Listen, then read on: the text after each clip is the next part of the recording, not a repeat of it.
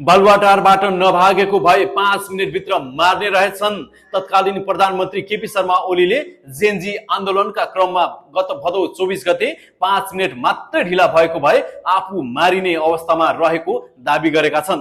आन्दोलनकारीले घर जलाइदिएपछि हाल भक्तपुरको गुण्डुमा डेरा लिई बसेका एमाले अध्यक्ष ओलीले आफूलाई भेट्न आएका पार्टी निकट लोकतान्त्रिक आदिवासी जनजाति महासंघको टोलीलाई त्यस दिन सरकारी निवास बालुवाटारबाट भाग्दाको क्षण सुनाएका हुन्। महासंघका अध्यक्ष पासाङ शेर्पा नेतृत्वको टोलीसँग ओलीले त्यस दिन कांग्रेस सभापति शेरबहादुर देउवालाई चाहिँ घाइते मात्र बनाउने तर आफूलाई मार्ने नै योजना रहेको दाबी गरेका हुन्।